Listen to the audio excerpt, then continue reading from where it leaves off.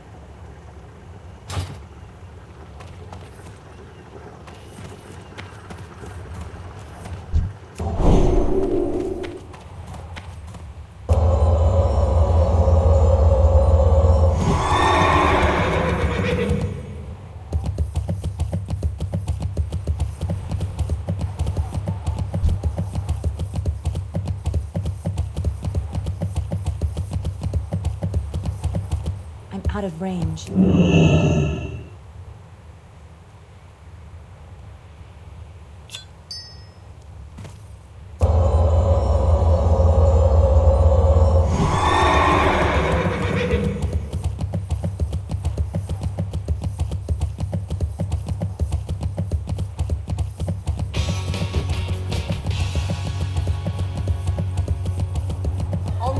Tonight concerns Taiwan, and it's honestly remarkable that we haven't talked about Taiwan before on this show, given it's the birthplace of bubble tea, which is delicious, even though tapioca bowl sounds like a segment. And especially since Taiwan shares our unhealthy obsession with mascots. Cities there make tons of them. There is this one, the Milkfish Kid, celebrating one area's milkfish production, and there is this one from a region that produces bananas, which I do not want to talk about right now.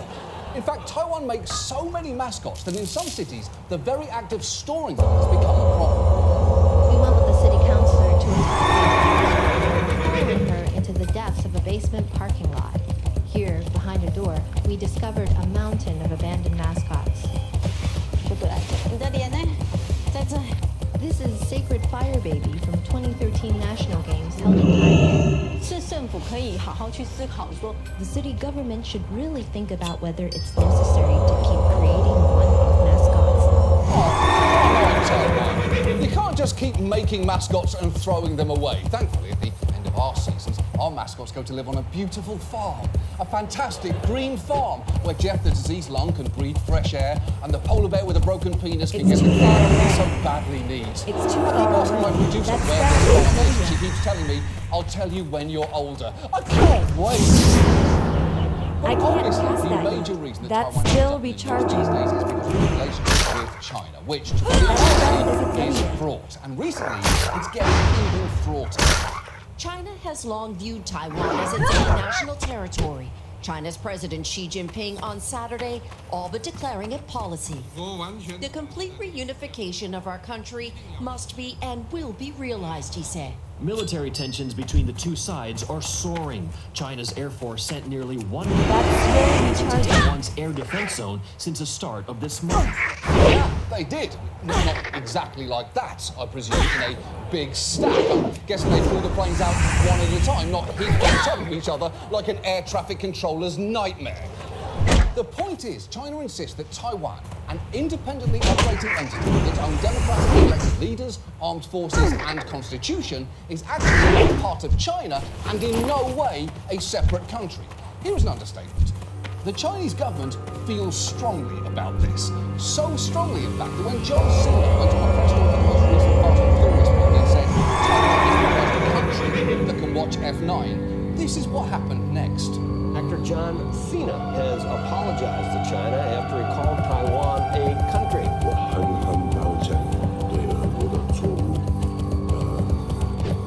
对不起，我很抱歉，你必须了解，我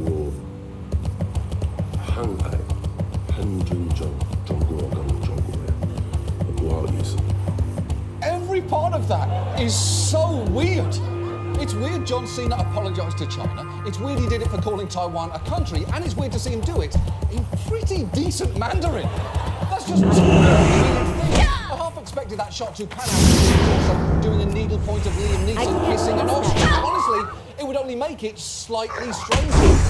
But John Cena is not alone. Taiwan is such a third rail for China. It may be why Paramount Pictures removed the Taiwanese flag from Tom Cruise's Jack in the Top Gun sequel. And it is definitely why The Gap apologised for releasing this T-shirt featuring a map of China without Taiwan attached. That shirt caused a shitstorm, and it led to The Gap, makers of the bland T-shirts that dads wear when they're on the elliptical for 30 minutes, to apologise to 1.4 billion people. So, if China is getting T-shirt retractions from The Gap, loudly vowing to reunify with Taiwan and sending stacks of warplanes towards it in record-breaking numbers, it feels like tonight it'd be worth taking a look at Taiwan. How it got to be in the unique position that it's in, what the world wants from it, and most importantly, what it wants for itself. And let's start with how we got it. Historically, Taiwan has been like the Stanley Cup of Asian history in that different people keep passing it around and carving their names on it. Here is a ludicrously brief history of the last 400 years there. Taiwan, That's Formosa was first home to indigenous people, then colonised by the Dutch and briefly the Spanish, before China's Qing dynasty I can't pass held it for about 200 That's still years. recharging. In 1895, China lost Taiwan to Japan, which created a so-called model colony, imposing Japanese cultural values and generally ruling it with an iron fist. Then, after World War II, two major things happened. First, the Allies put Taiwan back under Chinese control, and second, the civil war that was taking place in China between the nationalist government, led by Chiang Kai-shek, and the communists, led by Mao Zedong, ended. Now, spoiler alert, the communists won. Congratulations to Mao! And in the wake of that defeat, Chiang Kai-shek fled to Taiwan along with 2 million nationalist soldiers and refugees, basically setting up a Chinese government in exile, meaning that China technically had two governments at the time, one in China and one in Taiwan. And Western countries were very invested in the success of the second one, even calling Taiwan Free China as a necessary That's still against communism. recharging. Against all That spell isn't the ready yet. anti-communist flag fly, I only can't 100 pass miles or that so yet. off the mainland of China. It's a prosperous island where the new generations grow up in freedom. That's still Conditions recharging. under the rule of Mao Zedong. I That don't know spell isn't ready yet. That's still recharging. was how the British can't amphetamines tell you which were the good ones and which were the baddies. Here we see Formosians living in freedom. Well, not freedom per se, but the point is they're not commies, and that's where my curiosity terminates. But while Chiang Kai-shek might have been a staunchly anti-communist US ally, historically, he had lots of enemies, and they often haven't been great people. And Chiang ruled Taiwan as a brutal authoritarian.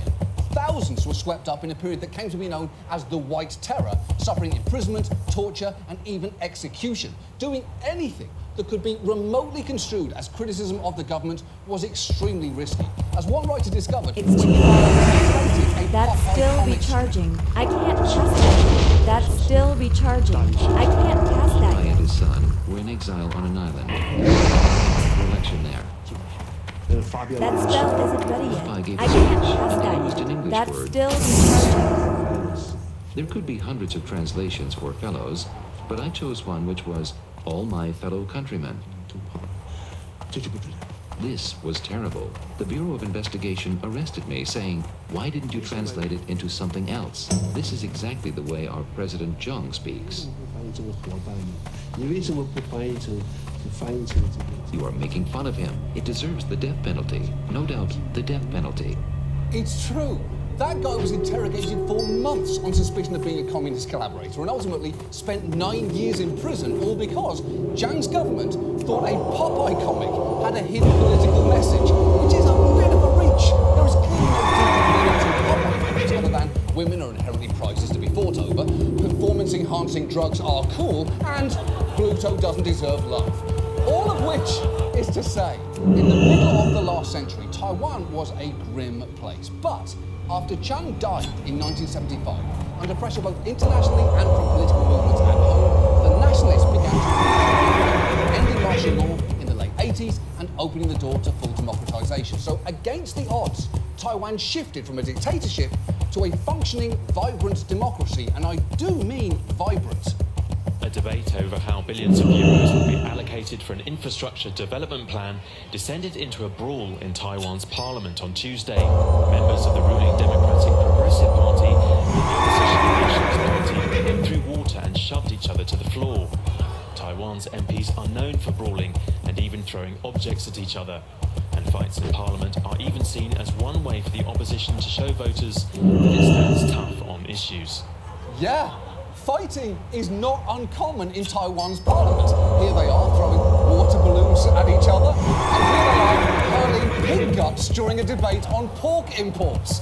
And that is not all. One time in 2006, It's a too member far away. snatched a written proposal of a bill and shoved it into her own mouth, which is fantastic and definitely something that we should steal. You want to kill a clean energy bill? Pull up a chair and fucking eat all 900 pages of it. But Taiwan is not just a functioning democracy, it's a major player in the global supply chain. Taiwan was the fastest growing economy in Asia last year, and it's the world's key manufacturer of semiconductors, which are used absolutely everywhere in products from cars to sex toys. So the next time that you fire up a butt plug that has 100,000 times more computing power than the Apollo moon mission, make sure you say, "Thanks, Taiwan." So all of this brings us to where we are right now, with Taiwan established as a highly developed and wealthy country, and yet no one is allowed to call it one. And that brings us back to the huge unresolved issue of Taiwanese sovereignty, because China now sees claiming Taiwan as a key point of national development, with Xi Jinping calling reunification part of his vision for the great rejuvenation of the Chinese nation. And anyone wanting to do business in China knows that calling Taiwan a country is a massive faux pas. And it's not just the Gap and John Cena who have found this out. All of these companies have they walk back even the smallest implication that Taiwan is a separate country. And you can see this caution everywhere. At this year's Olympics, you probably saw Taiwanese athletes competing not under the Taiwanese flag, but under the fake pseudo flag of Chinese Taipei, something they've been forced to use at every Olympics since the 1980s, when they reached a compromise with the IOC that allowed them to participate without angering China. But this arrangement isn't something that all Taiwanese people appreciate. In fact, during the 2012 Games, the lead singer of Taiwanese heavy metal band Thonic pointed out just how ludicrous it is. Our team, our national team, we call Chinese fucking Taipei. That's bullshit, right? Oh, we can't call you Taiwan, sorry. We Chinese fucking Taipei. Look, I know I say this everywhere, but that death metal singer complaining about Olympic nomenclature is a real thing. Although, to be fair, if their official Olympics name really was Chinese fucking Taipei, that would at least be a little more accurate than who's fucking who. And even huge international organisations like the WHO are this game, freezing out Taiwan from full participation. Last year, when one WHO official was pressed on this point by a Hong Kong newscaster, it led to this very awkward interaction. Will the WHO consider Taiwan's membership?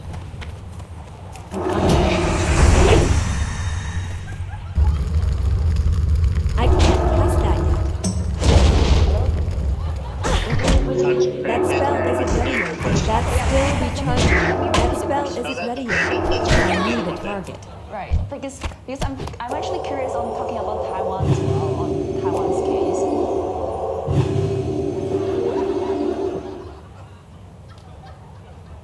We decided to give Dr. Alward another call to follow up. And I just want to see if you can comment a bit on how Taiwan has done so far in terms of containing the virus. Well, we've already talked about China. Oh, we did we? Are you sure about that? Because it sure seems like first you pretended not to hear the question, then faked after committing the world's most telegraphed log-off. That man couldn't be more clearly avoiding the question if he came back online pretending to be a lamp. You can't ask a lamp about Taiwan, especially me. I only speak French. So that's actually two reasons I shouldn't have to answer this question. I'm a lamp, and I only speak French, except for this brief paragraph in English explaining my situation. Au revoir, je suis lamp. But it's not just companies and international organisations. The vast majority of world governments have no official diplomatic relations with Taiwan because China won't have diplomatic relations with anyone who does. And for all the initial cheerleading from Western countries about Taiwan's pluck and verve in keeping the anti-communist flag flying, things have shifted. By the end of the 1970s, most countries had switched their recognition of China's official government from the one on Taiwan of China that spell to the communist one on the mainland, the People's of China. In fact, today, the number of governments to diplomatically recognise Taiwan has dwindled to only 14 countries and the Holy See. You know, that last one really... That spell isn't... I can't cast that He yet. loves to stir. That's still recharging. Drinks wine in the morning. He's a messy bitch who lives for drama. Now, as for America, we've spent the past half century... That spell isn't ready. Policy known That's as still recharging. I can't something cast that lets that us yet. maintain functional relations with Taiwan and still That spell a isn't ready full yet. formal relationship with China. a series of incredibly carefully worded statements. I can't pass that yet. In one of our communiques with the People's Republic of China, acknowledged the PRC position that Taiwan was part of China, but the United States also did not accept the PRC claim to Taiwan. That has been our position ever since, and so in effect, the U.S. views Taiwan's status as undetermined.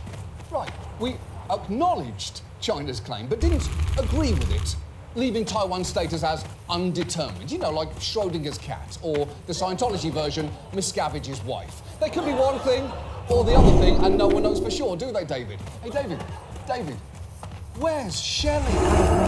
That confusion is emblematic of the strategic ambiguity policy. The US operates out of this building in I can't pass that. as its de facto embassy, but not, crucially, as an actual embassy. Taiwan has which does pretty much everything that an embassy would do, just without actually being called. And I know that this policy can occasionally seem ridiculous, but the uncertainty is kind of the point, especially when it comes to defense. In 1979, Congress passed the Taiwan Relations Act, in which the US committed to assist Taiwan in maintaining its self-defense capability. But that commitment very much stopped short of the US promising to defend Taiwan from a Chinese invasion. Instead, it says any effort to determine the future of Taiwan by other than peaceful means would be of grave concern to the United States. What does that even mean? Does it mean the US would deploy military assets, or just that the US general would slightly raise an arm? No one really knows. So willfully will they or won't they dance that for 40 years has been the backbone of US Taiwan. I can't pass that yet. So far, we've been talking about Taiwan almost exclusively in terms of what other countries is, but the real question is clear. What does it want for itself? But even that is not easy to answer. That's still recharging. Mix of different cultures, languages, and political viewpoints. Remember, they're thrown picket testings at each other in Parliament. Everyone is not on the same page there. But to the extent Taiwanese people have spoken through the ballot box, they've chosen a government that wants to keep China at arm's length. That singer that you saw earlier talking about Chinese fucking Taipei, he's actually in Taiwan's parliament now, and he is openly pro-independence. As for Taiwan's current leader, Tsai Ing-wen, she was elected on a platform of defending Taiwan, but crucially, preserving the status quo. Just watch how cautiously she discusses the question. That's still recharging. Are you in favour? That stuff isn't ready yet. The reality and what it is that we are already a functionally independent country. And we have our own government, and we have our own election. It needs to be spelled out, like a formal declaration of independence. The idea is this, we don't have a need to declare ourselves an independent state. We are an independent country. Right. She's It's too far away. That's still becoming also very much drawing the line at a declaration of independence. Because she knows that Taiwan explicitly formalising the way things are. That spell isn't ready. That's still recharging. Meeting your partner's parents for the first time and saying, hello, I regularly fuck your That spell isn't ready. Yeah, everyone was aware of that. But now that you've officially declared it, things are going to get much more difficult for everyone involved here. And the truth is that intense pragmatism is in line with how many Taiwanese people feel. Polls have consistently shown that when they are asked about independence from or unification with China, something like 1.5% want unification with China as soon as possible, and about 6% want independence as soon as possible.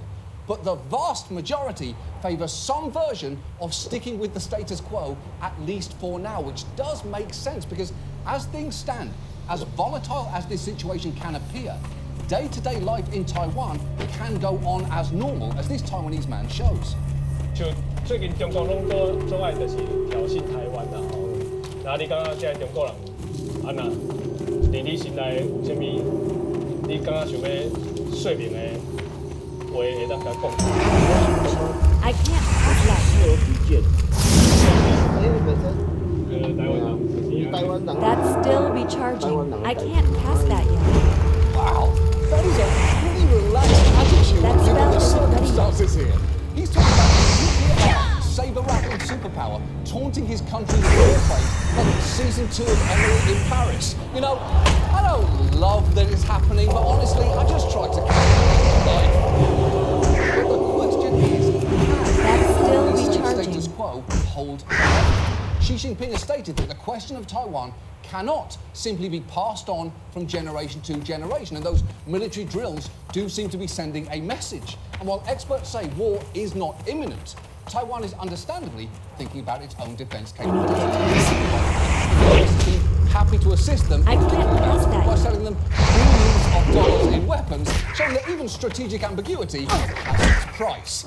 But despite US assistance, Taiwan is obviously a fraction of China's, and its recent attempts to attract recruits have left something desired.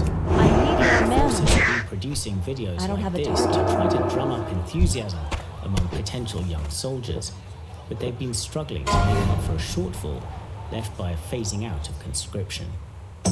I am really not sure that that is helping.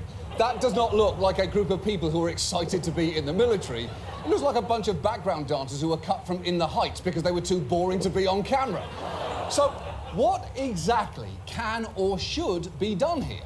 Well, that is something that the entire world has been dissecting for half a century now, and so far, the answer we seem to have settled on is some version of, next question, please, which is clearly not very satisfying. No, ambiguity is inherently frustrating, especially for Americans who might look at a place like Taiwan, which looks and acts like a country, and feel that it is weird and farcical to not acknowledge it as one. But from a practical standpoint, would that be better? And is that even what the people of Taiwan want? Could it be that maintaining the current deeply weird, ambiguous status quo is actually the best option here? I don't know. I'm not Taiwanese, and frankly, people who aren't Taiwanese making decisions for Taiwan is a thing that has been played out historically. So maybe the best thing that we can do is move past talking about Taiwan like it's some kind of poker chip in a never-ending game of us versus them, because the fact is, Taiwan is not a problem against the United States, nor is it some sort of island-sized Viagra to rejuvenate the Chinese nation. Taiwan is 3 million people with considerable odds have built a free, democratic society and very much deserve the right to decide their own future any way that they deem fit, even if that means beating the absolute shit out of each other.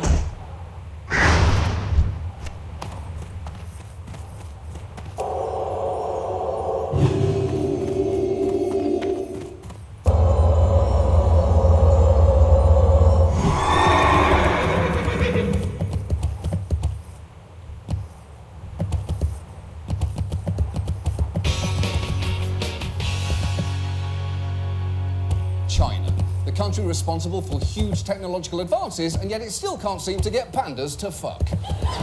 China is a gigantic and consequential country where roughly 1 in every 5 people on Earth live. It is also the place that Trump has been ranting about for years. China is killing us. That's very recharging. That's China cheats. They devalue their currency. We can't continue to allow China to rape our country, and that's what they're doing. That's Even still in the context of the metaphor, the word rape is pretty jarring. As verbs go, it's not exactly bandied about. It's like if Trump said Congress is really toe-fucking me on this border wall. The underlying point is clear. Why he chose to express it that way is not. And yet, for all that Trump talks about China, it seems that he's very much in the process of learning about it. Just watch what happened when microphones picked up this exchange with China's president during a state visit back in November. China, 5,000 years it goes back, right? Seems to be 5,000. Right? 5,000 at least. And I guess the oldest culture, they say, is Egypt at 8,000. 8,000. Now, if you are worried that Trump actually learned something there, rest assured, the only thing he took away from that conversation was that Egypt is older and therefore less fuckable than China. Okay, great. Note to self, don't fuck Egypt, too old. But the true theory is, a lot of us are probably underinformed about China, and that's something that its leaders have historically been absolutely fine with.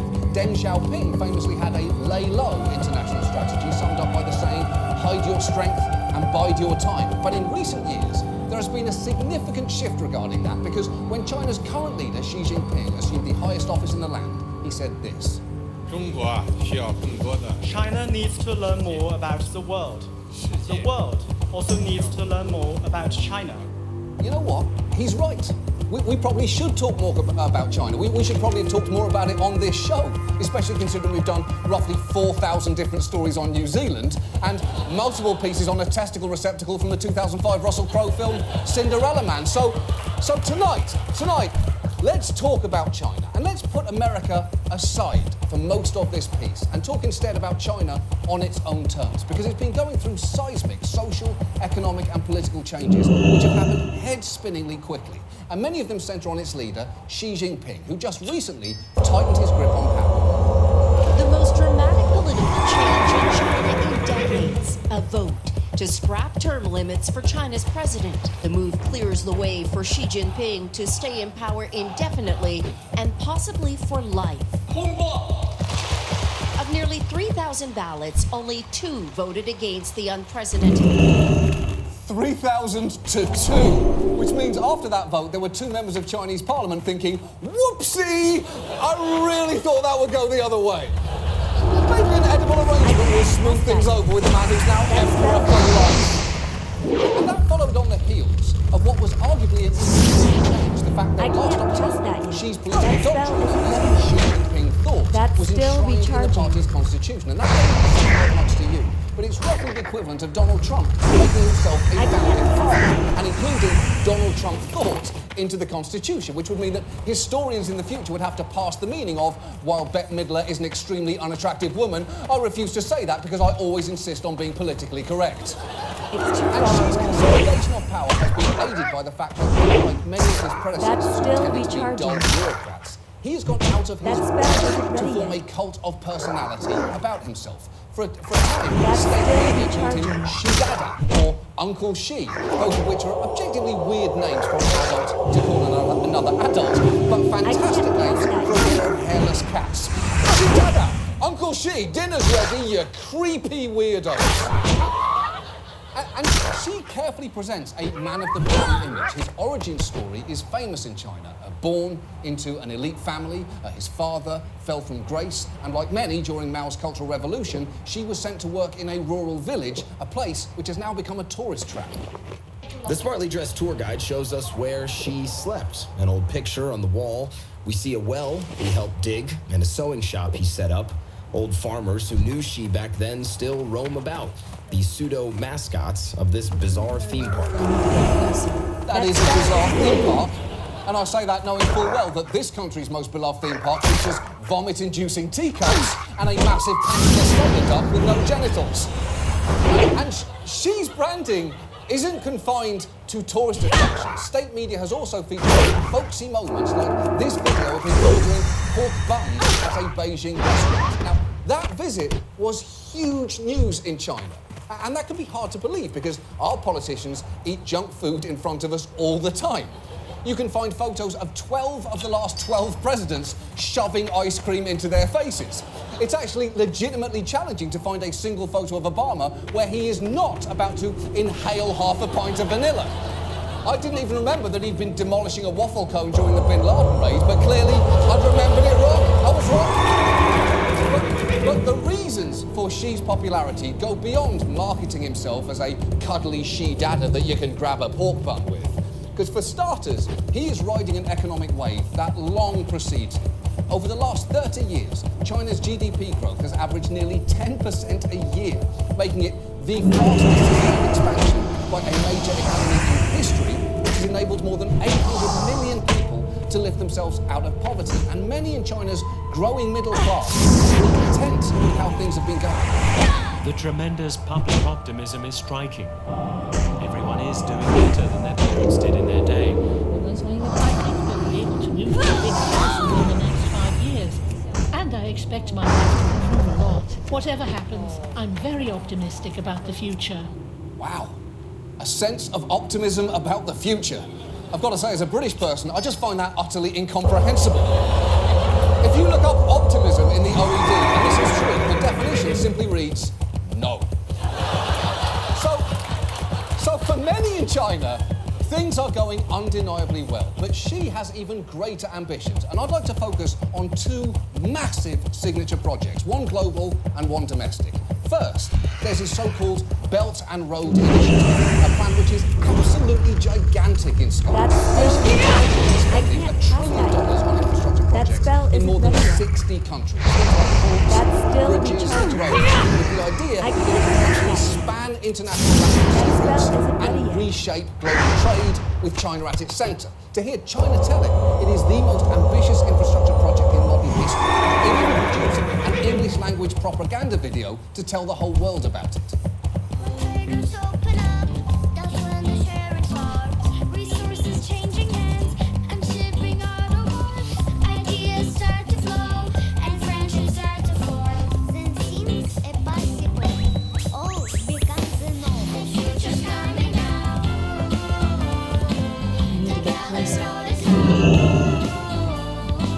Okay, if I could just interrupt this irritating Old Navy commercial hawking $1 trillion infrastructure plan. I know that you're probably thinking right now, if I have to listen to one more second of that, it's going to be stuck in my head all week. Well, just be thankful that you haven't heard the rap break. Until now.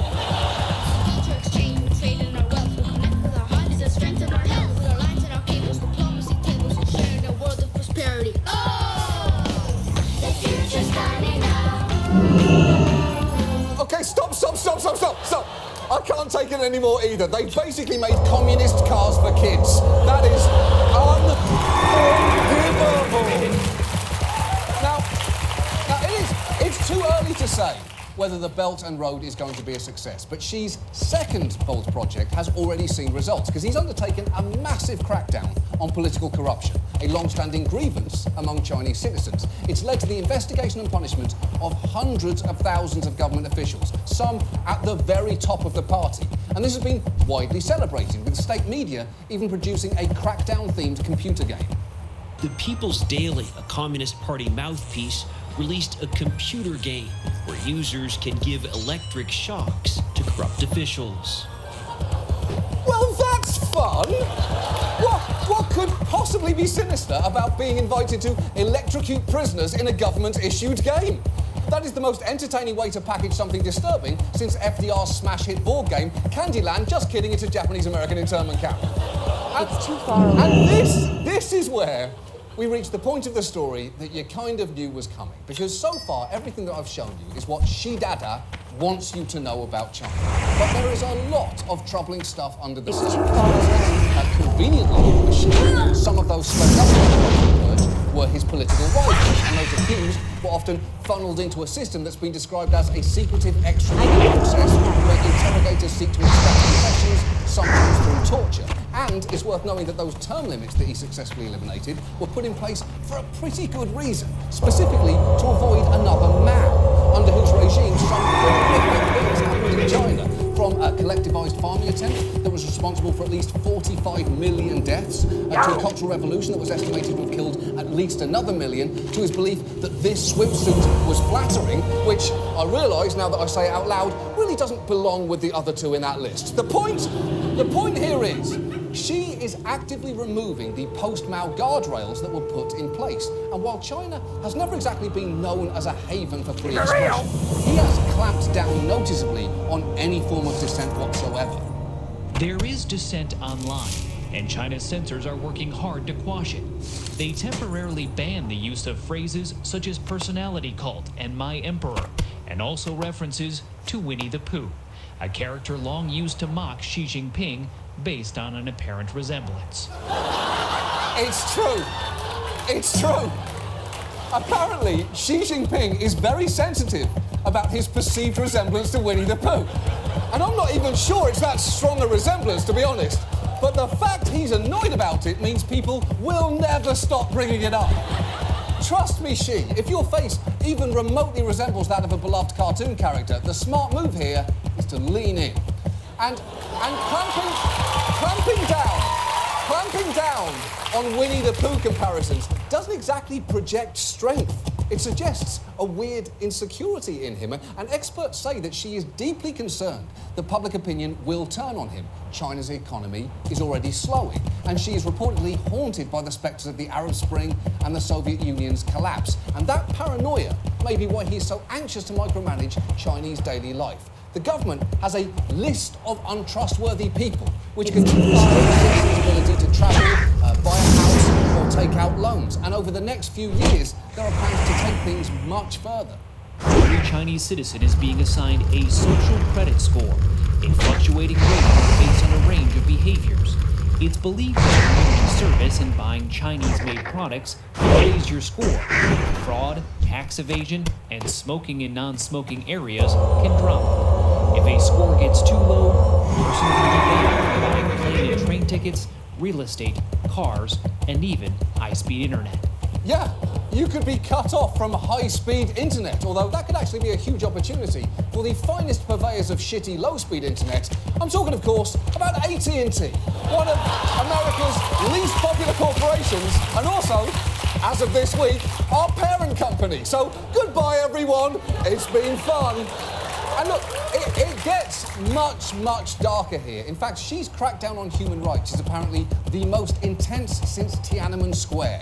And that is not good, because Tiananmen Square is on the short list of places so infamous you don't even need to describe what happened, like Chernobyl, or Jonestown, or that one cheesecake factory we can't go to anymore. And she has intensified government suppression of certain religions. In one province, Christians have been told to take down the image of Jesus and hang portraits of she instead. Something I've also done, by the way. See, I think it really ties the room together. It's a nice accent piece. And a Muslim population known as Uyghurs have been singled out for dystopian levels of surveillance and persecution. Here is one man talking about a form that the government had him fill out. This piece of paper was sent to everyone. People had to fill it out. They asked things like, if you are Uyghur, if you have a job, if you have a passport, if you pray. All these answers were turned into a scoring system. They would categorize people into safe, regular, and unsafe people. Yeah, and that's pretty chilling, because generally speaking, whenever people are placed on lists, it's not really turned out well for anyone involved. Many of history's greatest monsters were people on lists. Nixon, the Nazis, Santa, all of these animals did that. And look, sure enough, you are deemed unsafe for whatever reason, you're in big trouble. Because China has incarcerated Muslims in re-education camps with as many as 800,000 individuals in facilities which reportedly aim to rewire the political thinking of detainees, erase their Islamic beliefs, and reshape their very identities, making Uncle Xi less like your fun uncle and more like your creepy uncle who imprisons 800,000 people in his basement. And if you want to see what it looks like when Xi Jinping thought gets put into Xi Jinping practice, just take the story of Nobel Peace Prize winner Liu Xiaobo. He was imprisoned in 2009 for writing a pro-democracy manifesto, and last summer he died in state custody. And even China seemed concerned about how that might be. Fearing domestic backlash, government censors went to work. Social media posts mentioning Liu's name were deleted. That's still retarded. I can't Even have simple that. candle emojis were deemed illegal on some sites. CNN signal in China has been cut by government censors every time we mention his name. Exactly. The Chinese media wouldn't allow mentions of a Nobel Peace Prize winner's name, which is a pretty intense level of censorship, but it's also my personal policy towards Guatemalan activist Rigoberta Menchú. Do not bring her up around me. She knows what she did. You know what you did, Rigoberta. You know what you did. I don't want to hear her name on your lips. That's not what this speech is about. The point is, what happened to Liu Xiaobo and his wife, who is still under house arrest, is absolutely tragic. Although, to his credit, he didn't go down without taking a final swing. One of the last known photos of Liu was with his wife, Liu Xia. At first glance, unremarkable, but notice the mugs they're holding. That's Winnie the Pooh. And final I can't. Good for them. Good for them, because I think deep down, we all know when you need to really tell someone to go fuck themselves, That's still why not do it recharging. with a mug? Right? So, the whole point here is, under Xi Jinping, China is becoming more authoritarian, just as it has major plans for expansion onto the world stage. So the era of hide and bide is over, and the era of do as we say may be dawning, because China has significant economic leverage, and it has been using that to silence criticism, even when criticism is very much warranted. The European Union hardly squeaks about human rights anymore, or certainly the British don't.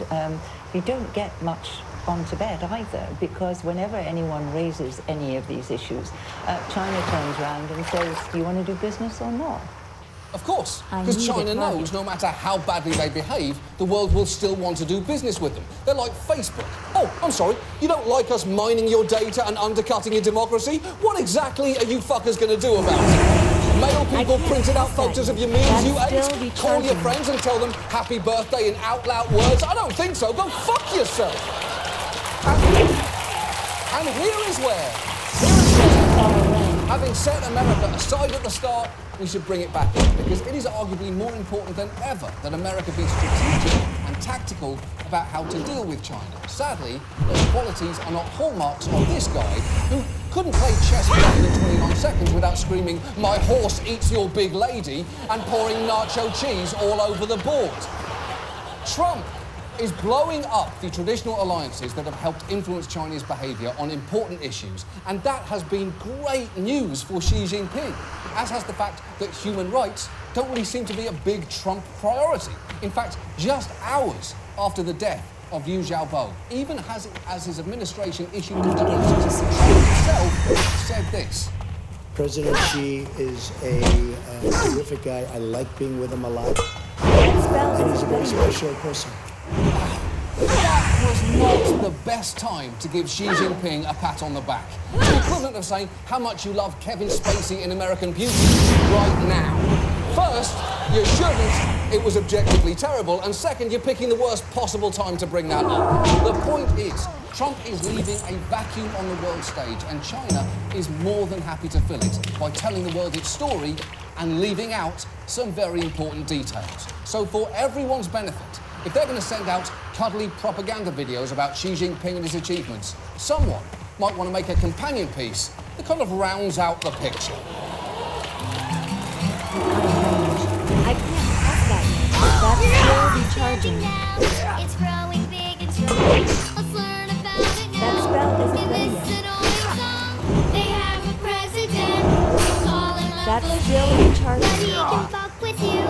Instead of democracy. Doesn't want you to see. He got a shield from you. The shitty things they do.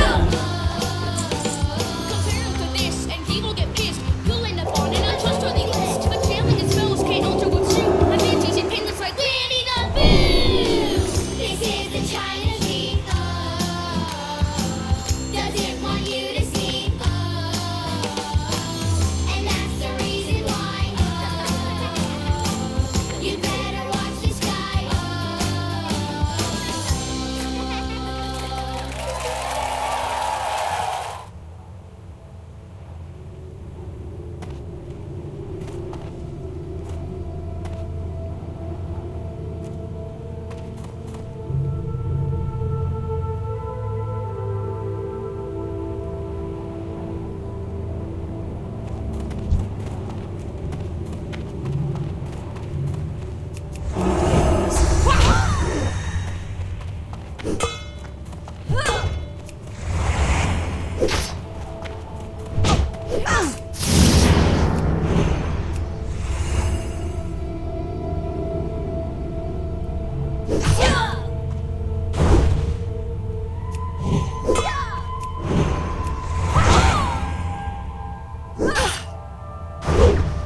That spell isn't ready yet.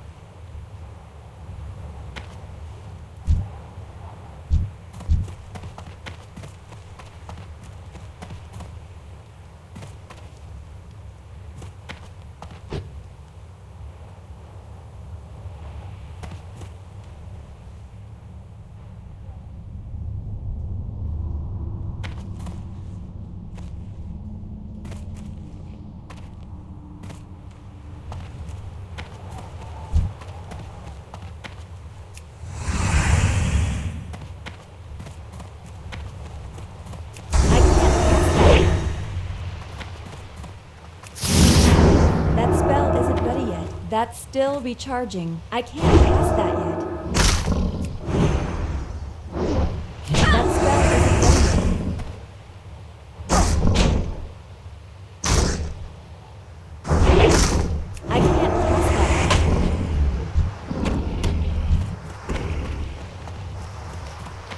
That spell isn't ready yet. I can't cast that yet. That's still recharging. That spell isn't ready yet.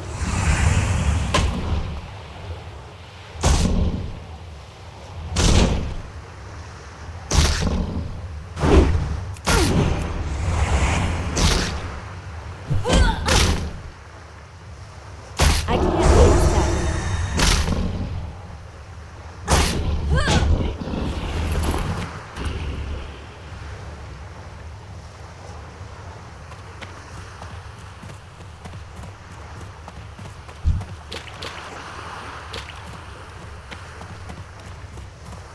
I'm out of range. That's still recharging. I can't cast that yet. That spell isn't ready yet. That's still recharging.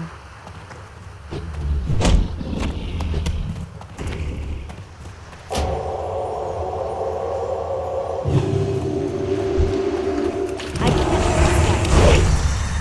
That spell isn't ready yet.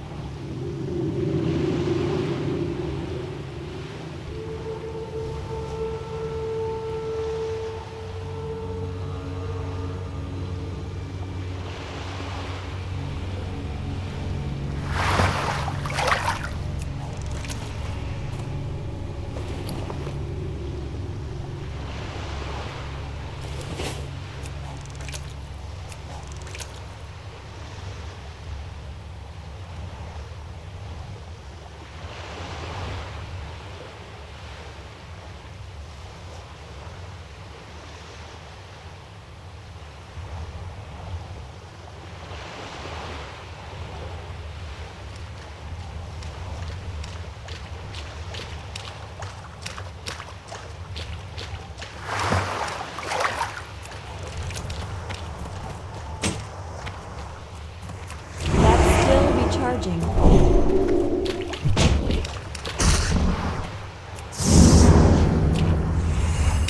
That spell isn't ready yet.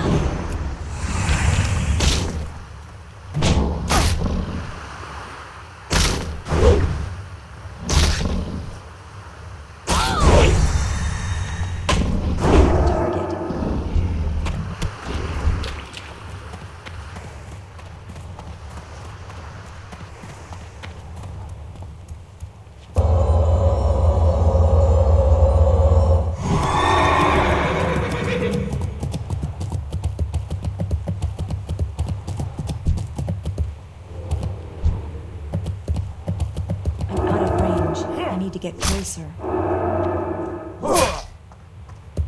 I can't cast that. That's still recharging.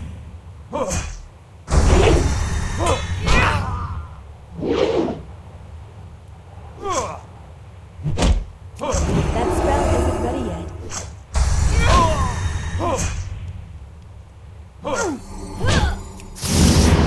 I can't cast that yet.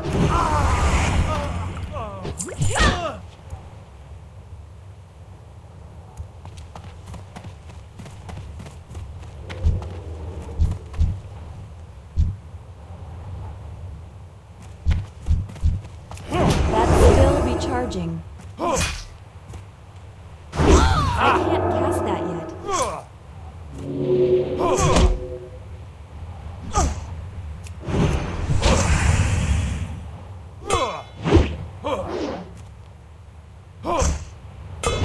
That spell isn't ready yet.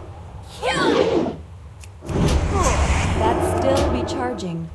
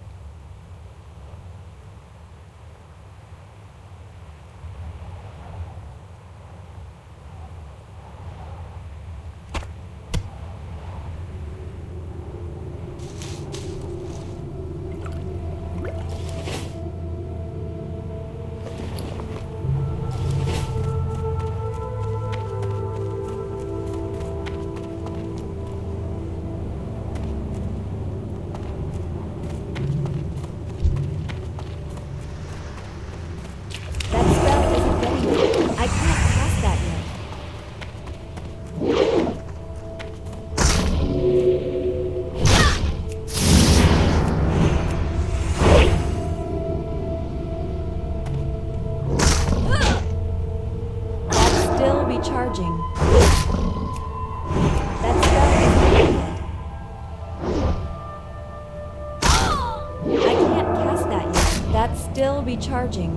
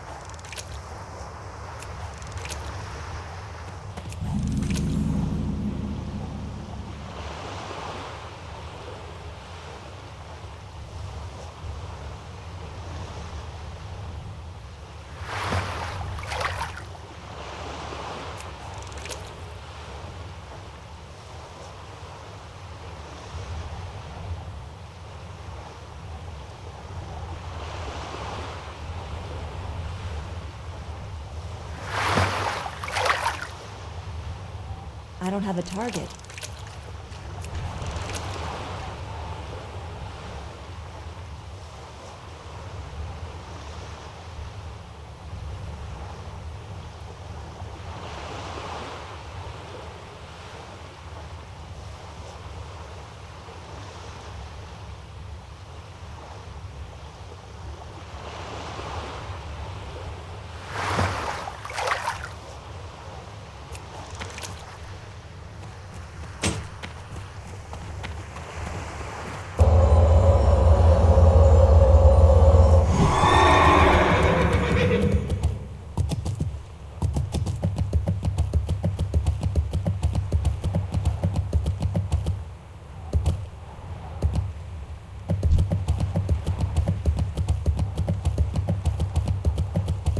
It's too far away.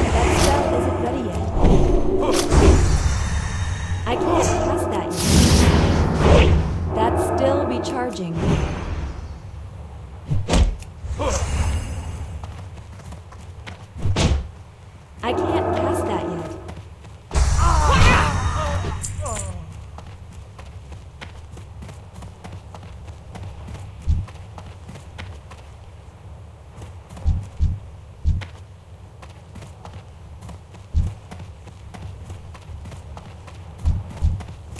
That's still recharging. That spell isn't ready yet. That's still recharging. I can't cast that yet. That spell isn't ready yet. I can't cast that yet. That's still recharging. That spell isn't ready yet. I need a target.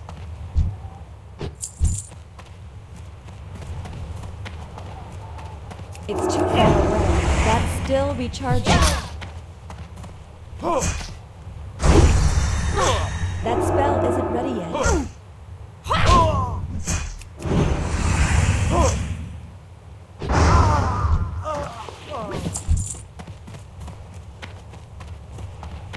I'm out of range. I can't do that yet. That spell isn't ready yet. That's still recharging.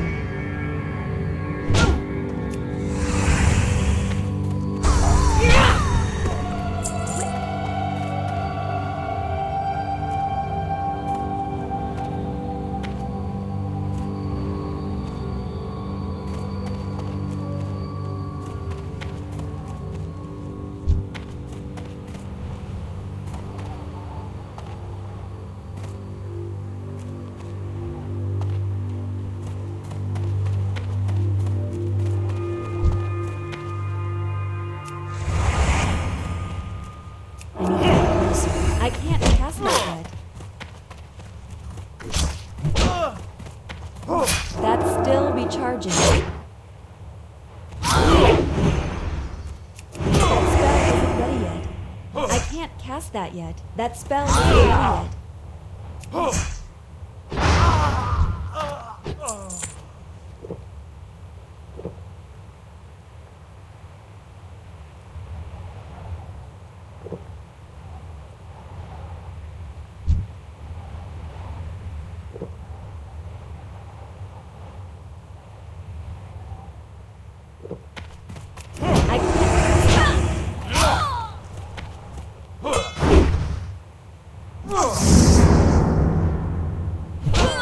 That's still recharging.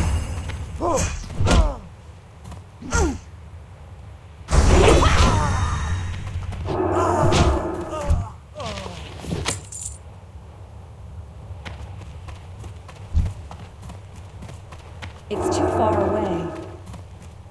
I can't cast that yet. That's still recharging. That spell isn't ready yet.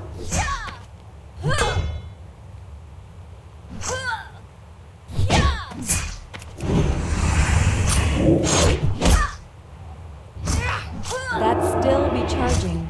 That spell isn't ready yet. I can't cast that yet.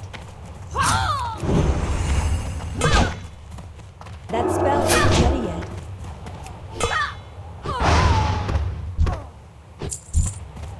I need to get closer. I can't cast that yet.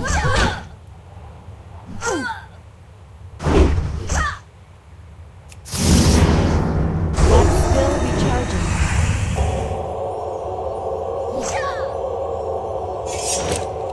That spell isn't ready yet. I can't cast that yet. My mana is low.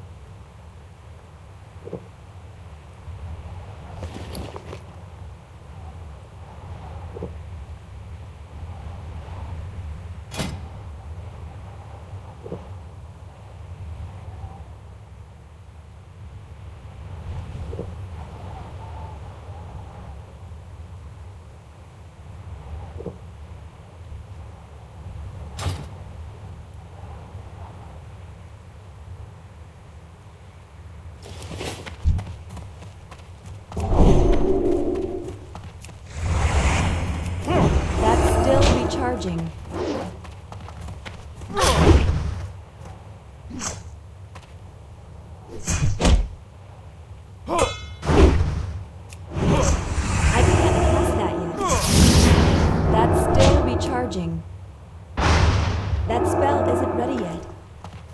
I'm out of range.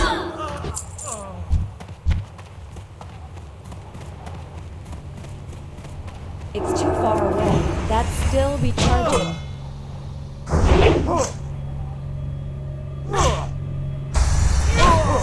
That spell isn't ready yet. I can't cast that yet.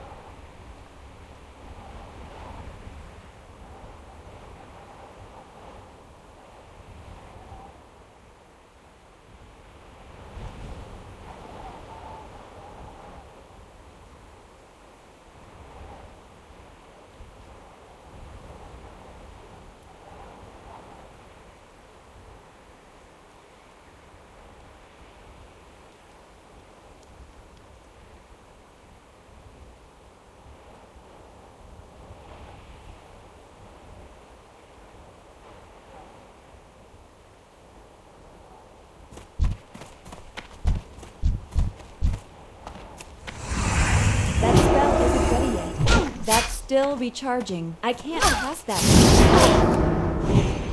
That spell isn't ready yet.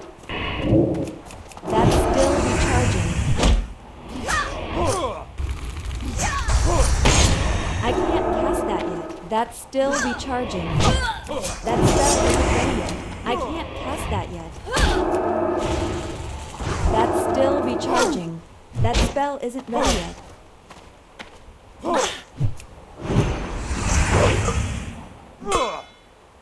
I can't cast that yet.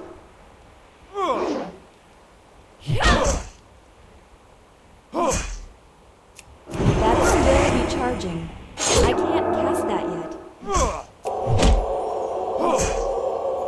That spell isn't ready yet. That's still recharging.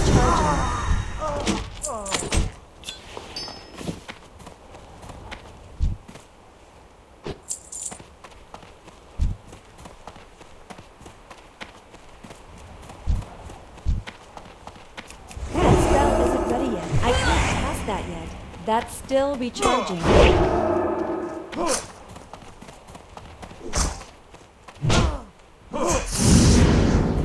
I can't cast that yet. That spell isn't ready yet. That's still recharging. I can't cast that yet.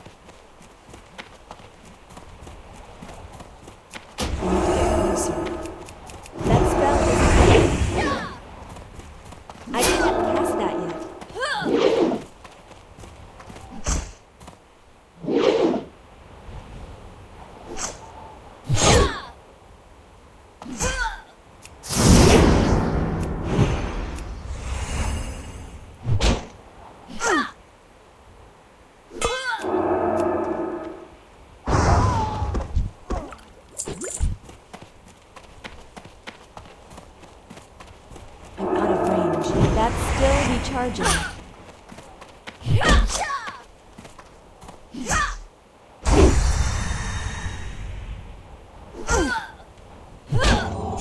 That spell isn't ready yet.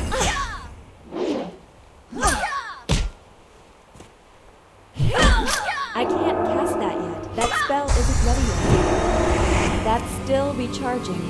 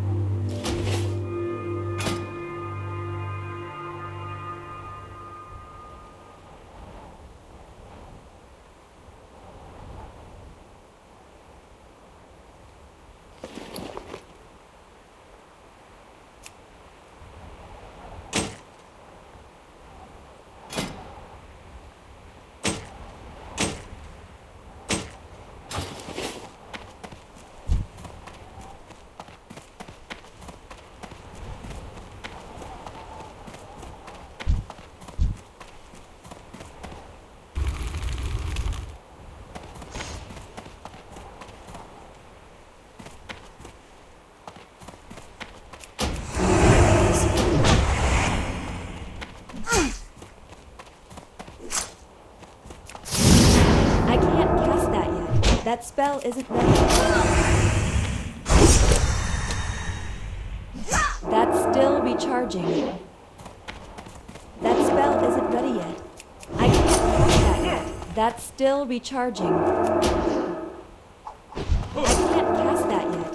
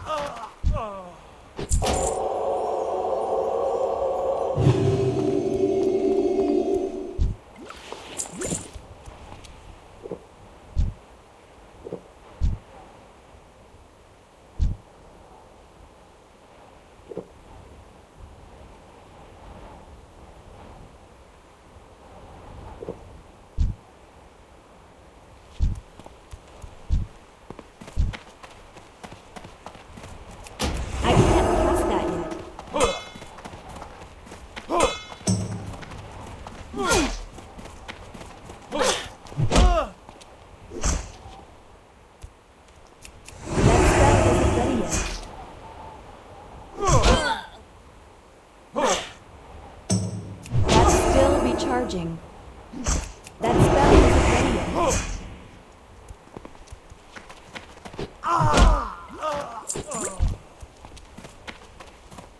I'm out of range. That's still recharging.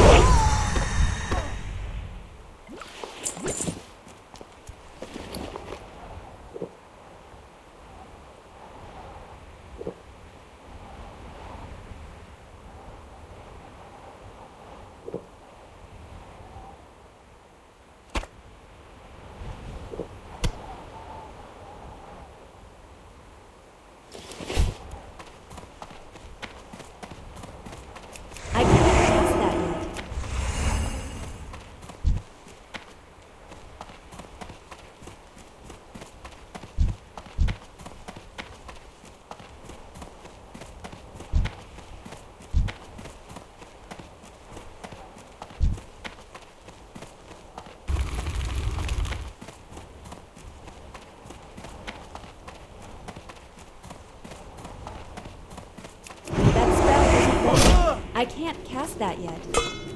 That's still recharging.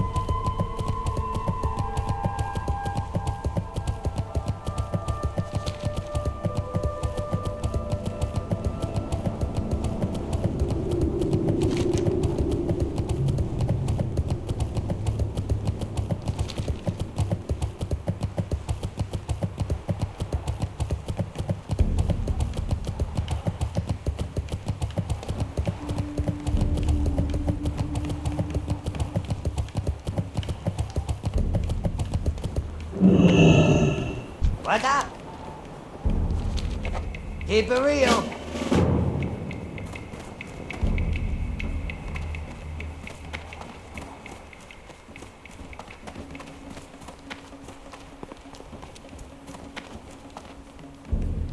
Aha! Potential customer! Ah, potential customer!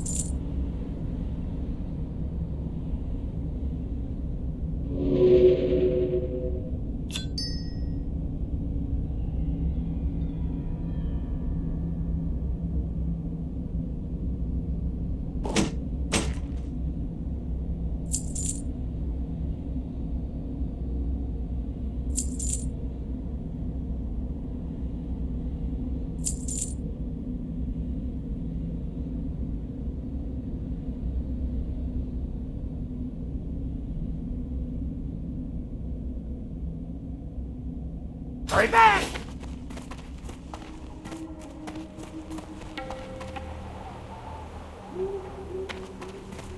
Relax.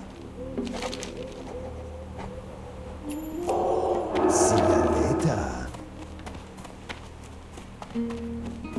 Yo!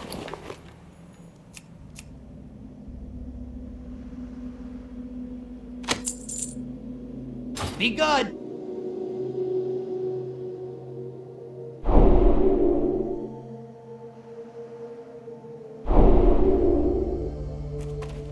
Do I have a deal for you?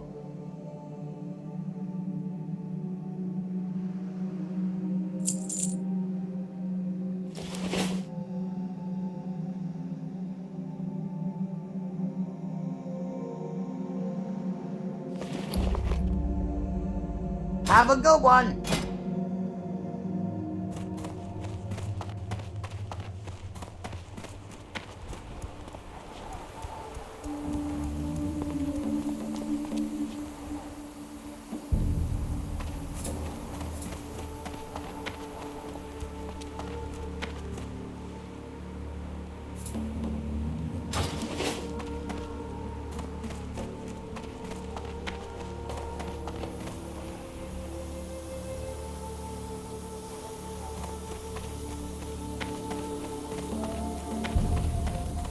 Hello.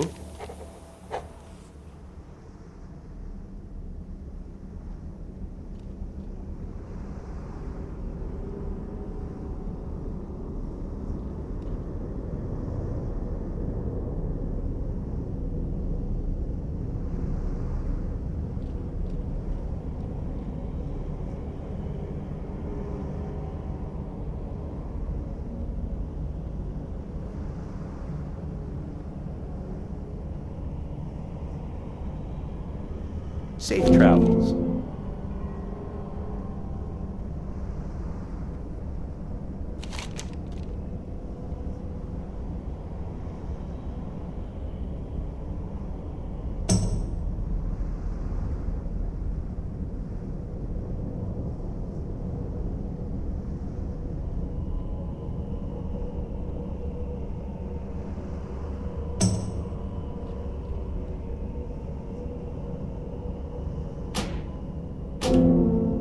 Need something? See you around.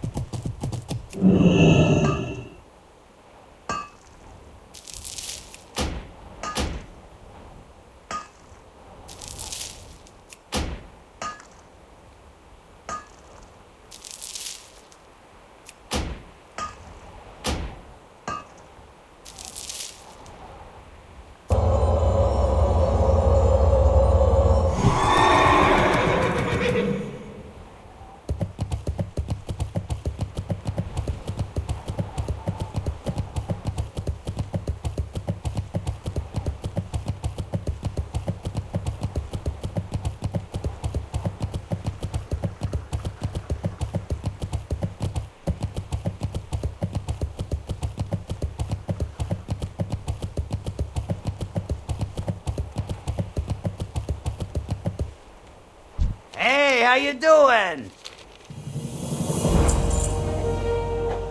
Be good. Talk to me. Keep it real. What's up? Glad I could help.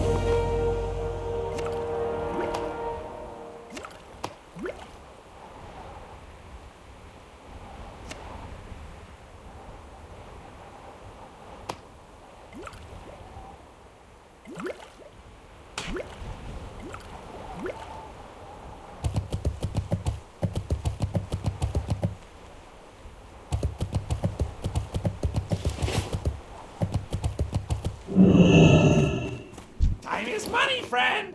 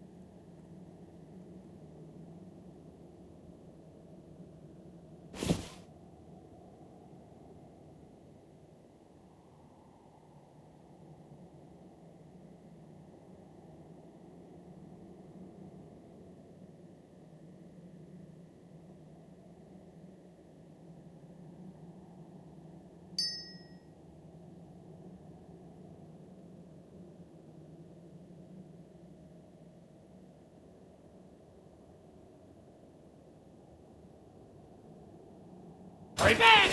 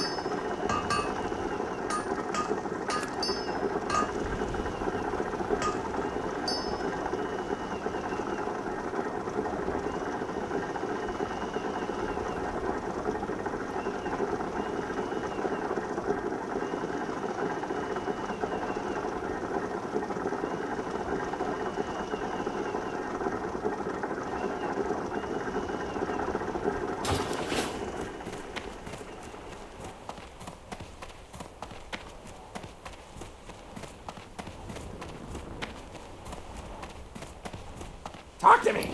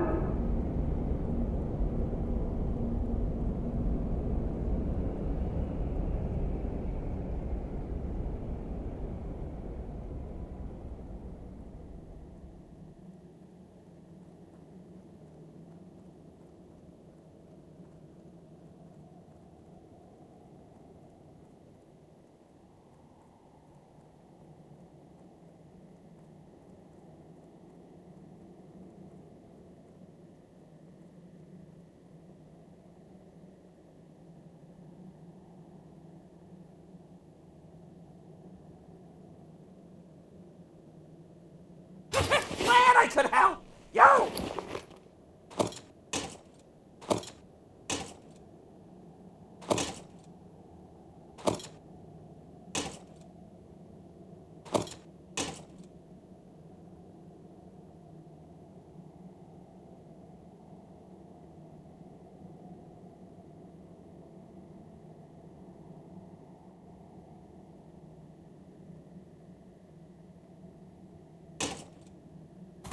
Keep it real!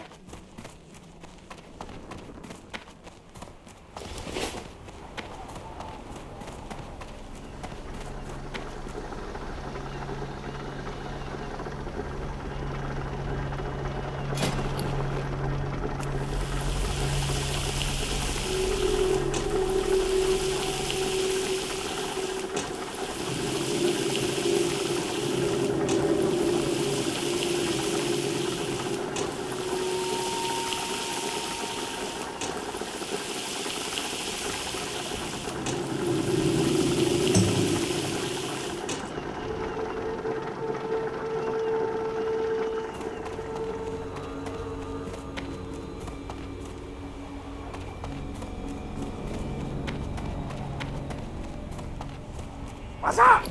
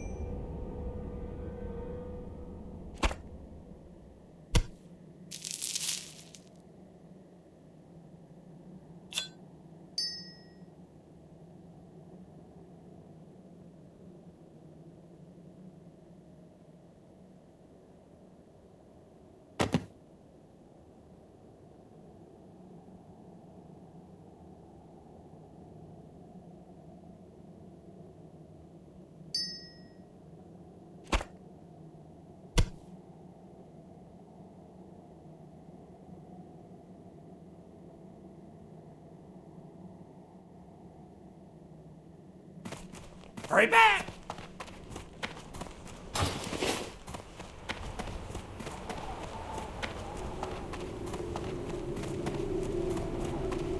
Time is money, friend.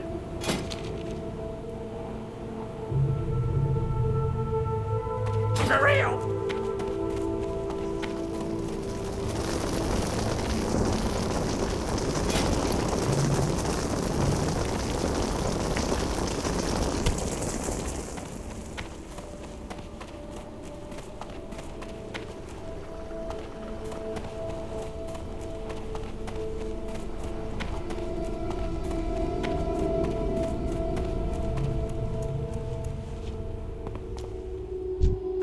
Potential customer.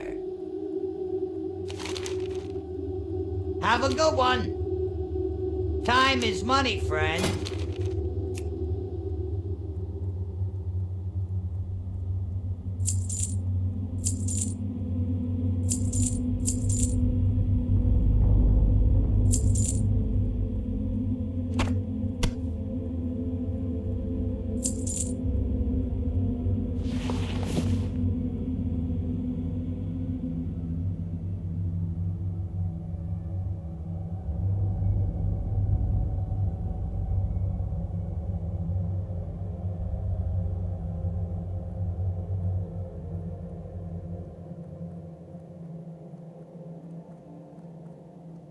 Keep it real. What's up? I need to get closer. Hey, how you doing? Be good.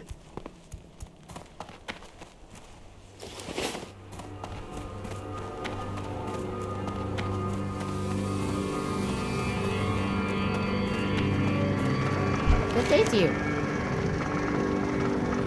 All right, man.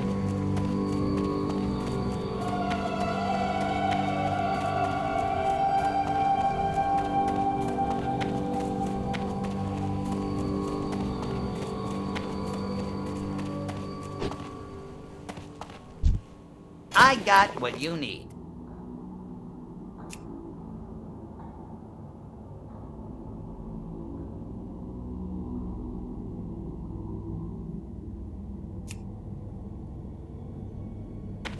Have a good one.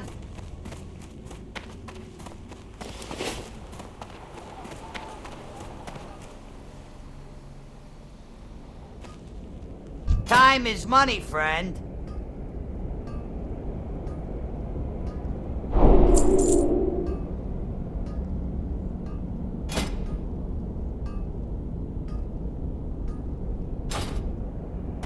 Keep it real.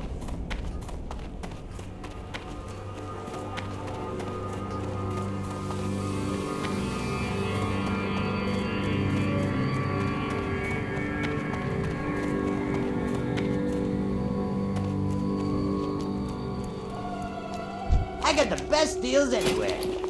Have a good one. Time is money, friend. Hurry back.